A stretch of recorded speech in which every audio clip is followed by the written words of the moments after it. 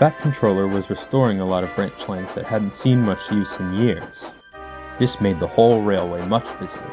The harbors were packed out, and the engines thought that no sooner had they returned with a train, they were coming back with a new one. One night, a bad storm hit the island. Trees rocked and swayed, and rivers flooded. Early next morning, Toby took some workmen up Thomas's branch line to see the damage. They arrived at Ellsbridge Station, and Toby rested calmly in a siding. But soon the workmen came back in a sweat. "The floods have taken out a support on the bridge. No engines can go over it." Toby looked stern. "Oh dear." He returned to the yard where the Fat Controller was waiting. "Toby, I've heard the news. This is most unfortunate. You shall go and work on Edward's branch line. They could use some help." Toby smiled. He hadn't really worked with Edward before. He puffed along down to the docks. "Hello, Edward. Boko," he puffed cheerfully. "Hello, Toby. It's so great to see you," Edward peeped. Boko chuckled. "And just in time, too. This harbor is packed out with supplies."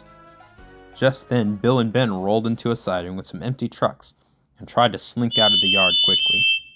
Edward whistled and stopped them.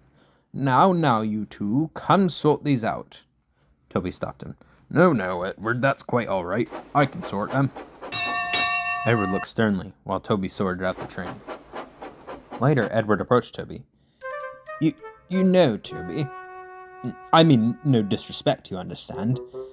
If you don't put those twins in their place, they'll never do as you say." Toby chuckled. "Oh, I don't see the point in all that. I always thought if they make a fool of themselves, just let them. That's all the learning they need." Edward listened and hummed in some puzzled approval. Unfortunately, this argument persisted silently. Edward became quite irritated.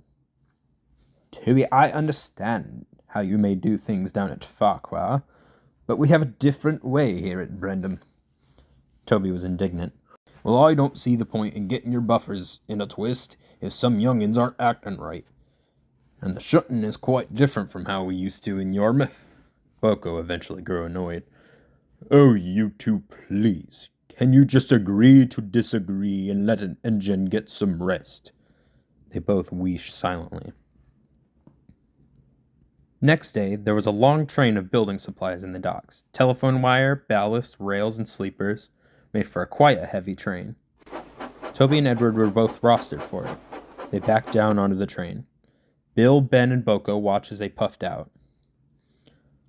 "Now, Toby, please just do this my way. You're making it complicated, Edward. You're making it too simple." They began to argue, and Bill and Ben cackled. "Why, Ben, I dare say we could do it better." "Quite right, Bill. I think we would squabble less. And we're twins," they guffawed together. Boko oiled away, quite disappointed. Both Edward and Toby whistled. "Would you two please?" They suddenly realized. "Toby, I've been rather silly." Toby stopped pulling. "So have I. What example are we setting arguing about it?" "Quite right. Let's just pull together. No two ways about it." Bill and Ben stopped laughing, and together the two engines eased out of the docks. Boko cheered and hooted his horn.